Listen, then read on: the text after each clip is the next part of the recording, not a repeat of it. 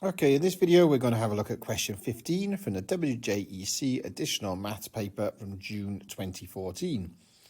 So it says Dan has sketched a curve y equals negative x squared plus 7x minus 10. He has indicated 2 points on the curve, so this one here 2, 0, and this one here 5, 0. So we need to show that these points lie on the curve.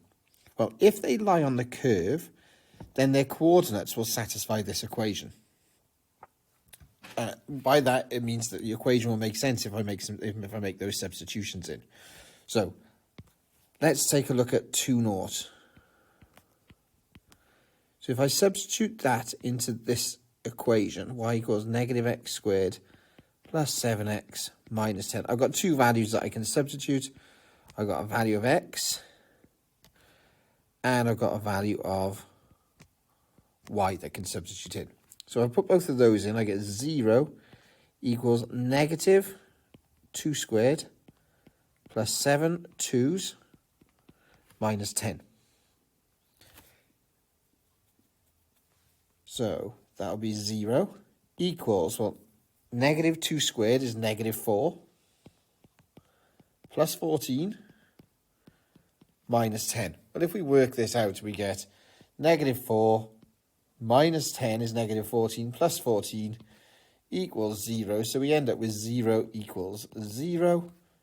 So that satisfies the equation.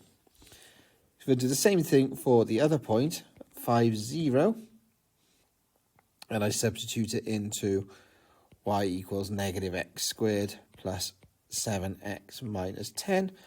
Well, again, I have my x value that I can substitute in and a y value that I can substitute in. So this will be 0 equals negative, and it's going to be 5 this time, squared, plus 7 5's minus 10. So working it out, the right-hand side, that's negative 25 plus 35 minus 10. So if I work this out, negative 25, take away another 10 is negative 35. Add 35 is going to be 0. So we end up with 0 on the left equals 0 on the right. So that works. So both of the points lie on the curve because they satisfy the equation. Okay, B. Show in all your working, calculate the area of the region bounded by the curve and the x-axis. So that area is this in here. There we go. And if we're going to work out that area, then it's a case of integration. So we're going to integrate the curve, negative x squared plus 7x minus 10 dx between my 2 points there, 2 and 5. So step number 1 is to integrate. So negative x squared will integrate to negative 1 times the integral of x squared, which is x cubed over 3, or 1/3 x cubed. So I get negative 1 times a third is negative 1/3 x cubed. If you prefer to write it as negative x cubed over 3, absolutely fine.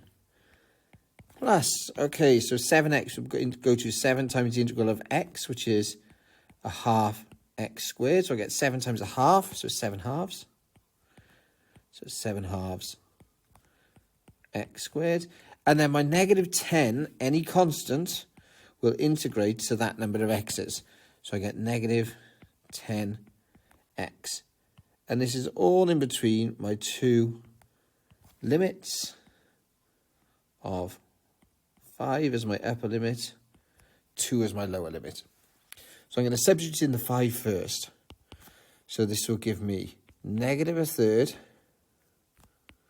lots of 5 cubed, plus 7 over 2,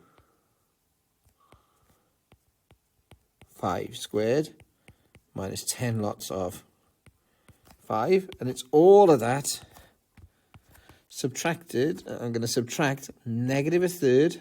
So I'm going to substitute in the 2 this time. 2 cubed plus 7 halves of 2 squared minus 10 lots of 2. I'm going to work out each bracket individually. So I get negative a third lots of 5 cubed plus 7 over 2 lots of 5 squared minus 10 lots of 5 is negative 25 over 6. And I'm going to subtract, so this second bracket, so I'm just going to change the 5s to 2s on my calculator. Negative 26 over 3. So I'm going to take away negative 26 over 3. So I pop that into my calculator. I get negative 25 over 6. Take away negative 26 over 3 is 9 over 2, or 4.5.